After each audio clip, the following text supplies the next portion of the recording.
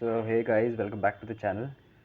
In the last video we had already discussed the traditional management theories, and I promised that in the next video we would be discussing the modern approaches to management, which served as a follow-up to the traditional theories, uh, simultaneously improving them. And if in any case you don't like the intro of the channel, do let me know in the comments so that I can improve it. Okay. So और अब भी खेल है वाला गाना, अब भी खेल है वाला गाना डाल दूंगा, if you guys comment. Okay, so let us just start with the video. Okay, when we talk about modern approaches now guys, uh, the term modern approach itself signifies that you know it is based on how things work in a modern environment. uh, Traditionally things used to function in a different manner, but as modernization approached, the way things function, the outcome expected out of those things have changed drastically. So when we talk about modern approaches to management, first thing that comes to our mind is quantitative approach. Now what is quantitative approach? Quantitative approach basically means that you are adding numbers and figures to your analysis or to your data collection. Okay, so what this approach means is that um, it has also been known as called as the science approach. Okay, management science approach. Okay, and basically this approach provides quantitative tools and techniques so that we can make precise and accurate decisions when it comes to managing an organization or managing various aspects or projects of an organization. Okay, so it provides us a more reasoned way of looking at things, or the emotional aspect that the previous theories talked about is gone. It has been replaced by strict numbers and figures that give us some insights into what is going on really. So it was basically developed out of World War II in UK and USA, because we after that point of time we really required some kind of precision in the things we were doing, or the kind of operations that were going on in the industry. So and it is basically defined or developed for the large organization. If you guys remember, in the last video we were discussing that how traditional theories failed in the large and complex environment. They were more suited for small or MSME organizations. So these theories are specifically designed keeping in mind the large and complex nature of the modern organizations. So what is the contribution of this theory?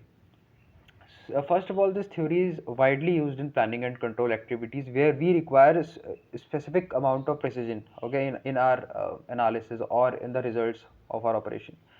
And this theory has given us a way that we can look at a relationship quantitatively, because earlier it was only possible for us to look at it qualitatively or theoretically, but this theory provided us an insight how uh, as to how numbers or figures can give us a brief idea that how accurately we can look upon a operation or a process that is ongoing in the organization. What is the limitation? Again, when we talk about numbers and figures, we have to keep the emotional aspect out. So um, the behavior aspect of the organization, behaviors of the employers or the employees are drawn out of this theory. And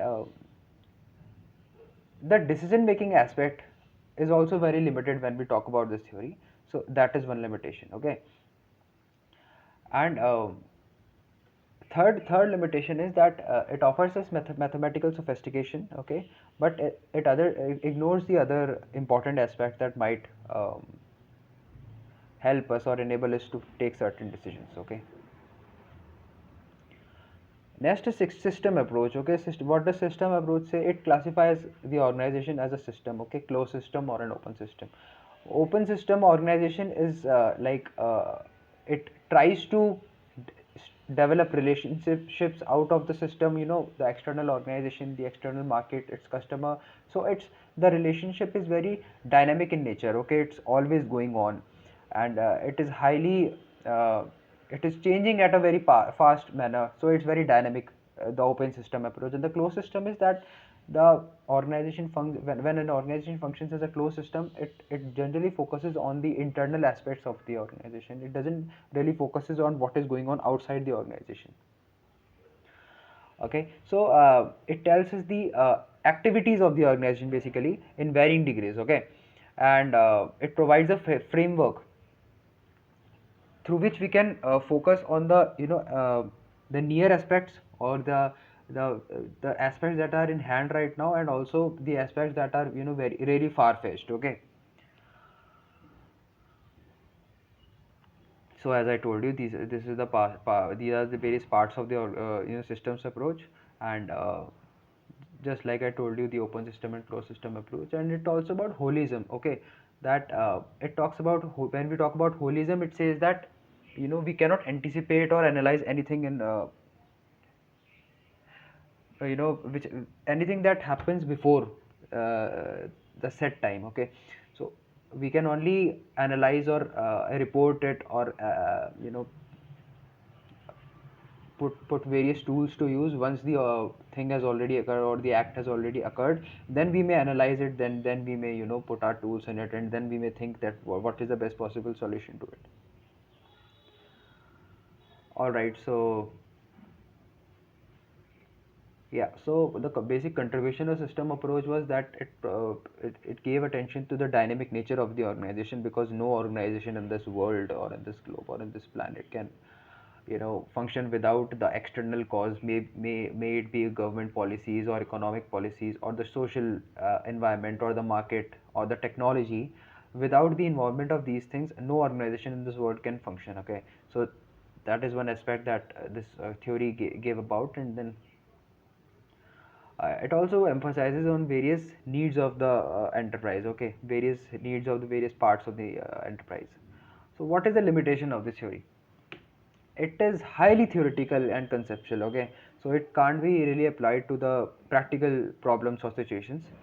And it doesn't really offer any as opposed to the quantitative approach, it doesn't really offer any tools or techniques to us to that will enable us to recognize the differences between the system that are ongoing in the organization. Okay, then comes the contingency approach. So what does the contingency approach say? Contingency approach basically means that what do you understand by contingency first? Contingency is that whenever we are forced to face a situation, okay, we think of a contingency. Okay, for example, if I am facing a buffalo, not buffalo, okay, we should take an example of lion here. Okay, so if we are facing a lion, my first thought would be that I should run away from this area. Okay, second thought would be that should I fight this lion? If I'm foolish enough, then I'll think of the I should just stay here and try to fight this lion. Maybe I can defeat him, and he'll just go away. But what I'm thinking right now is contingency. Okay, I'm developing plan as I go, through the situation. So this is what contingency denotes. Okay, contingency says that you cannot predefine things, or pre-evaluate things, or uh, develop a plan that suits all your situation. When a situation arises in front of you and you have to face it, then is the time that you developed a better plan of action, and then it's a contingent solution to that solution. Okay, if I may better say it. So yeah, the contribution of contingency approach is that this theory was basically applicable to the major aspects of the organization. Okay, in planning, in motivation, in leadership, etc., etc. Because this is very true to life. Okay, true to what practicality holds for us. Okay, contingency approach. Now let's move forward. What are the limitation? Uh, so okay, it basically it drew us away from systems and situational factors. All right, and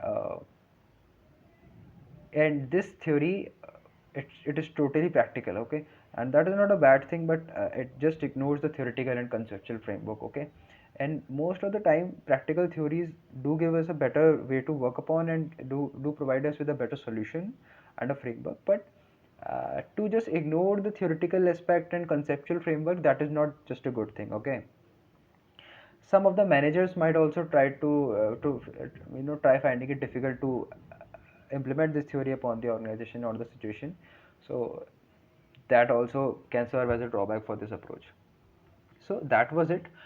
These were all the modern approaches. So till now we have covered the basic, basic concepts related to management, the traditional theories related to management, and the modern theories related to management.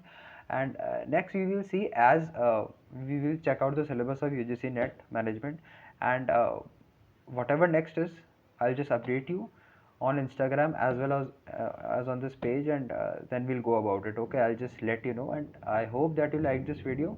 Do drop a like if you like this video, and I'll see you next time. Okay, bye bye guys.